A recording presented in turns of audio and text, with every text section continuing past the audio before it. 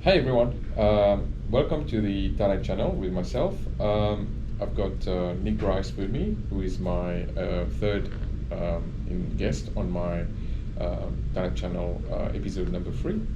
Today we'll be talking a little bit more about the journey of Nick from when he first arrived in Australia, and it's actually going to be positive from a point of view of the journey of migration, and what made him successful in Australia. So welcome to the podcast, Nick. Thank you, Jay. How's it going? Oh, all right, mate. I'm Yeah. here in Brizzy, Yeah. nice and cool. From Nice. South Australia, it's 40 degrees the other day. Yeah, Would you you believe? brought the weather with you, did you know? No, it's a bit cooler down here, Yeah, but I think it is getting cool in South Australia by the time I get back, hopefully. excellent, excellent. So Nick, welcome to the podcast. I wanted to talk to you a little bit about your journey.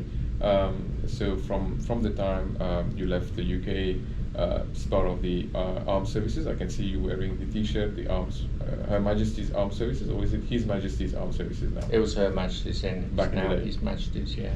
So tell us about the journey. What brought you to Australia, and the initial part of your journey actually. Well, Jay, I'd done 25 years in the Royal Air Force back in the UK. My last tour of duty was actually in the #1 School of Technical Training, RAF Cosford. And before that, previous to that, I used to be on many squadrons. We went around the world, different deployments and such like. Anyway, I got an opportunity, and by then I'd done 25 years, to emigrate to Australia. So cut a long story short, we came across here in early 2005, and I quickly got into the routine without taking holidays and that. We got kids into school, I went and got a car, got a job, and we actually bought a house within around about 5 days of us being in Australia. Got a mortgage and everything, but to pay the mortgage I needed a job, and I got a job landscaping, would you believe? I went landscaping. While I was landscaping, my wife Liz used to go up to the library, because it was before the internet, before we had Wi-Fi and things really. We had a thing called, what's that paper? Career One. Career One, that's the one. Went through there and she used to find jobs for, and she used to apply for jobs for me. So anyway, I ended up getting a job with First 5 Minutes 20 years ago as a training consultant. I did 7 weeks landscaping and I landed this job as a training consultant. From there, I then got offered a fire engineering technology course at Queensland University of Technology, which my managing director paid for. And after I passed that a year later, he promoted me to operations manager, South Australia Northern Territory.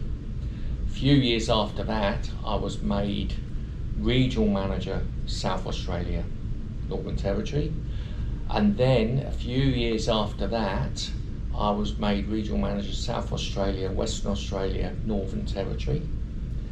And then a few years after that, I was made up to the National Advisory League for First 5 Minutes, where now I work alongside the CEO and General Manager, advising on technical aspects, and obviously I've got the background information from 20 years, what's gone right, what's gone wrong, customers, all that type of thing. Yeah, so you've got the knowledge and the skills. So today you're the National Advisory Lead, yeah.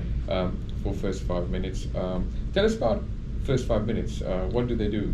First 5 Minutes does a fire emergency response training. We do diagrams on walls. If you go in buildings, you see them. It's their first 5 minutes.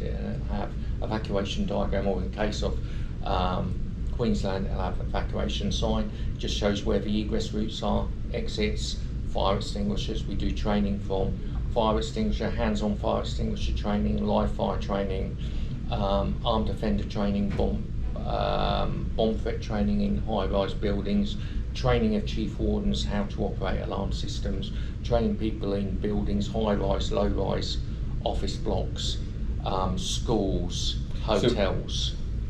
And the like. So it's a training and compliance company Yes, from training and compliance company. So by the looks of it and the sounds of it, you've been there for 20 years.